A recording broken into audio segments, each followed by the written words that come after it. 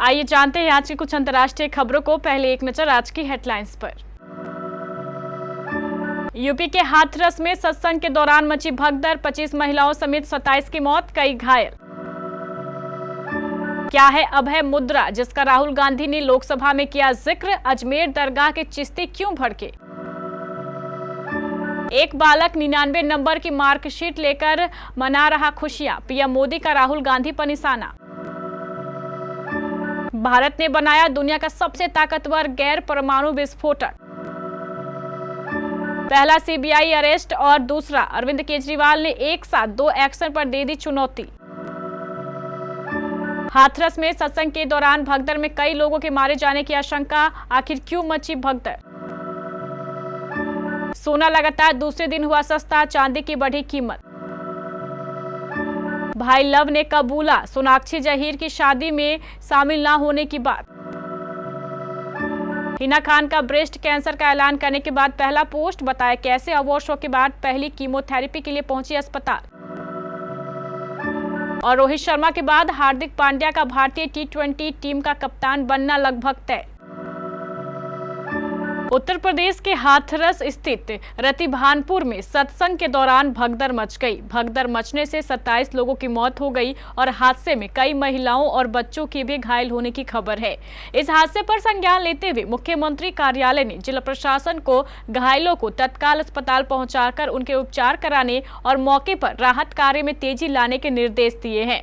उन्होंने एडीजी आगरा और कमिश्नर अलीगढ़ के नेतृत्व में घटना के कारणों की जाँच के निर्देश दिए हैं। सीएम योगी के निर्देश के बाद सरकार के 2 वरिष्ठ मंत्री और मुख्य सचिव के साथ डीजीपी भी घटनास्थल के लिए रवाना हो गए। एटा के एसएसपी राजेश कुमार सिंह का कहना है कि हाथरस जिले के मुगलीगढ़ी गांव में एक धार्मिक कार्यक्रम चल रहा था, तभी भगदड़ मच गई। एटा अस्पताल में अब तक 27 लोगों के शव पहुंच चुके हैं, जिनमें 23 महिलाएं, 3 बच्चे और 1 व्यक्ति का शव शामिल है। सोमवार को संसद में विपक्ष के नेता के रूप में अपने पहले संबोधन में राहुल गांधी ने बार बार अभय मुद्रा का जिक्र किया। उन्होंने राष्ट्रपति के अभिभाषण पर चर्चा के दौरान कहा कि सभी धर्मों ने अहिंसा और निडरता की बात की है। शिव की तस्वीर में और कांग्रेस का चुनाव चिन्ह अभय मुद्रा है और ये निडर रहने की बात करता है। इसी दौरान राहुल ने कहा कि इस्लाम में दोनों हाथों से दुआ करना भी एक तरह की अभय मुद्रा है। हालांकि राहुल गांधी के इस बात पर ऑल इंडिया सूफी सज्जादा नशीन काउंसिल के चेयरमैन और अजमेर दरगाह के आध्यात्मिक प्रमुख के उत्तराधिकारी सैयद नसीरुद्दीन चिश्ती ने ऐतराज जताते हुए इसका खंडन किया है। उन्होंने कहा है कि इस्लाम धर्म में ना तो मूर्ति पूजा होती है और ना ही किसी तरह की अभय मुद्रा होती है। उन्होंने कहा है कि राहुल गांधी को अपना बयान सही करना चाहिए। पीएम मोदी ने राहुल गांधी पर हमला करते हुए कहा है कि मुझे एक किस्सा याद आता है।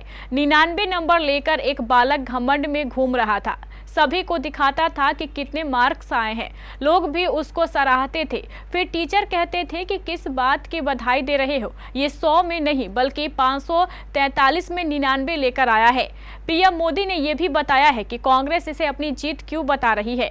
उदाहरण देते हुए उन्होंने कहा है कि जब कोई बच्चा साइकिल से गिर जाता है और उसको जब चोट लग जाती है तो बड़े लोग उस बच्चे का मन बहलाने के लिए कह देते हैं कि देखो चिड़िया उड़ गई, तो उसी तरह से ये लोग मान जाते हैं।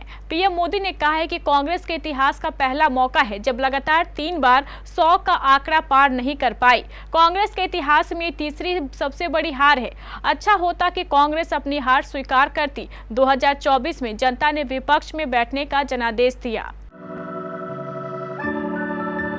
भारत ने नया विस्फोटक बनाया है जो किसी भी हथियार की ताकत को दोगुना खतरनाक कर सकता है। इस विस्फोटक का इस्तेमाल किसी भी वॉरहेड या बम में किया जा सकता है। इसका नाम है सेविक्स 2। इसे भारतीय नौसेना ने सर्टिफाइड किया है। यह दुनिया के सबसे ताकतवर पारंपरिक विस्फोटकों में से एक है। इसे नागपुर की सोलार इंडस्ट्री की subsidiary company economics explosive limited ने बनाया है। ऐसे 3 प्रकार के विस्फोटक बनाए गए हैं जो किसी भी हथियार के फायर पावर को बढ़ा देता है।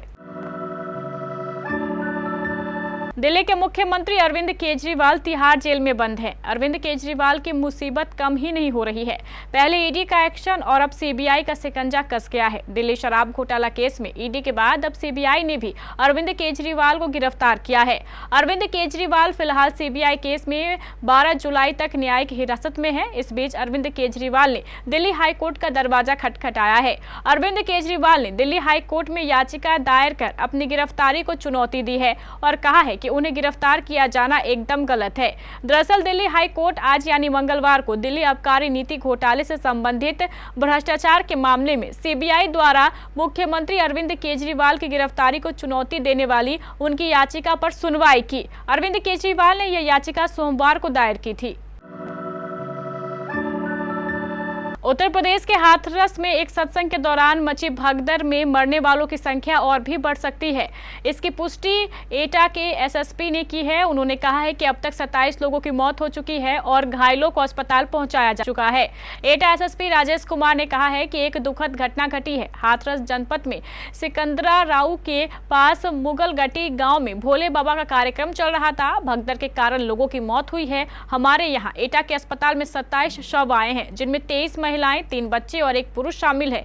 घायल अभी तक नहीं पहुंचे हैं। सीएमओ एटा उमेश कुमनार ने त्रिपाठी ने कहा है कि अभी तक 27 शव पोस्टमार्टम हाउस पहुंचे हैं, जिनमें 25 महिलाएं और 2 पुरुष है। कई घायलों को अभी भी भर्ती कराया गया है। जांच के बाद ही पता चल पाएगा कि आखिर ये भगदड़ क्यों मची थी। भारतीय सराफा बाजार में आज 2 मई मंगलवार को सोने के भाव में गिरावट देखने को मिली है, जबकि चांदी की कीमत में उछाल आया है। हालांकि सोने की कीमत अभी भी 71,000 रुपये प्रति 10 ग्राम के पार नहीं पहुंची है। वहीं चांदी का भाव 88,000 रुपये प्रति किलो से अधिक है।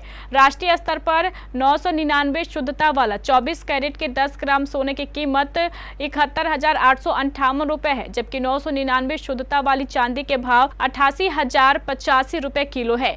Indian Boolean and jewellers association के मुताबिक बीते दिन यानी 1 जुलाई की शाम को 916 शुद्धता यानी 22 कैरेट गोल्ड का रेट 71,586 रुपये प्रति 10 ग्राम था, जो आज 2 जुलाई की सुबह गिरावट के साथ 71,570 रुपये तक पहुंच गया है। जहीर इकबाल और सोनाक्षी सिन्हा की शादी हो गई है। दोनों 7 सालों से रिलेशनशिप में थे और उन्होंने जैसे ही शादी का फैसला किया तो बात लव जिहाद तक जा पहुंची। शत्रुघ्न सिन्हा ने पहले बेटी की शादी के बारे में किसी जानकारी से इनकार किया, फिर उन्होंने बेटी की चॉइस को बेस्ट बताकर उसके इस फैसले में उनका साथ दिया। लेकिन शादी के ठीक पहले उन्होंने ये बात कहकर लोगों के शक को यकीन में बदल दिया कि शादी को लेकर परिवार में कुछ मतभेद रहे। हालांकि शादी हुई, लेकिन फिर जिसने सबसे ज्यादा लोगों का ध्यान खींचा वो था इकलौती बहन की शादी में दोनों भाइयों का शामिल ना होना। हाल ही में सोनाक्षी के भाई लव ने ये स्वीकार किया है कि वह इस शादी का हिस्सा नहीं थे। बेटे के इस बात के बाद शत्रुघ्न सिन्हा का भी रिएक्शन आया है। शत्रुघ्न सिन्हा पिछले दिनों अस्पताल में एडमिट थे। बेटे की शादी के ठीक 5 दिनों के बाद उनका अस्पताल में भर्ती होने की खबर ने फैंस को चिंतित कर दिया था। अब वह बिल्कुल ठीक है और घर वापस आ गए हैं। शत्रुघ्न सिन्हा बेटे की शादी के बाद जहां लोगों को ये समझाने की कोशिश में लगे हैं कि परिवार में अब सब ठीक है, वहीं लव सिन्हा ने हाल ही में ट्वीट में ये कंफर्म कर दिया है कि वह इस शादी का हिस्सा नहीं थे। बेटे के कबूलनामे के बाद बॉलीवुड में शॉटगन का रिएक्शन सामने आया है। टीवी एक्ट्रेस हिना खान ने हाल ही में ब्रेस्ट कैंसर की 3री स्टेज पर होने की खबर फैंस को देकर चौंका दिया था। वहीं इसके बाद अब उन्होंने पहला पोस्ट शेयर किया है, जिसमें उन्होंने बताया है कि अवार्ड शो अटेंड करने के बाद वह पहली कीमोथेरेपी सेशन के लिए गई थी। उन्होंने जीवन में आने वाली चुनौतियों और संघर्षों का सामना करने की बात कही है। वीडियो में साफ देखा जा सकता है कि वह पहले फोटो शूट करवा रही हैं और फिर अस्पताल के कॉरिडोर में एक्ट्रेस को चलते हुए देखा जा सकता है। वीडियो के साथ इंस्टाग्राम पर कैप्शन में लिखा, इस अवार्ड शो में मुझे अपने कैंसर के बारे में पता था, लेकिन मैंने इसे सामान्य बनाने का फैसला किया, न केवल अपने लिए बल्कि हम सभी के लिए। यह वह दिन था जिसने सब कुछ बदल दिया। इसे मेरे जीवन के साथ चुनौतीपूर्ण क्षणों में से एक की शुरुआत को चिन्हित किया। तो चलिए कुछ पुष्टि करते हैं। हम वही बन जाते हैं जिस पर हम विश्वास करते हैं, और मैंने इस चुनौती को खुद को फिर से आविष्कार करने के अवसर के रूप में देने का फैसला किया है। मैंने अपने टूल किट में पॉजिटिविटी की भावना को पहले उपकरण के रूप में रखने का फैसला किया है। भारतीय टीम ने टी20 वर्ल्ड कप में साउथ अफ्रीका को हराया। इस तरह भारतीय टीम दूसरी बार टी20 वर्ल्ड कप जीत गई। वहीं इस जीत के बाद टीम इंडिया के कप्तान रोहित शर्मा ने इंटरनेशनल टी20 को अलविदा कहने का फैसला किया। बहरहाल अब सवाल है कि रोहित शर्मा की जगह किसे टी20 कप्तान बनाया जाएगा। इस रेस में सूर्य कुमार यादव, जसप्रीत बुमराह, ऋषभ पंत जैसे कई दावेदार हैं, लेकिन हार्दिक पांड्या का दावा सबसे मजबूत नजर आ रहा है। आईपीएल में हार्दिक पांड्या मुंबई इंडियंस की कप्तानी करते हैं। इससे पहले हार्दिक पांड्या की कप्तानी में गुजरात टाइटंस लगातार 2 बार फाइनल में पहुंचे। इस तरह हार्दिक पांड्या के पास कप्तानी का अच्छा खासा अनुभव है, लिहाजा हार्दिक पांड्या को तवज्जो मिल सकती है।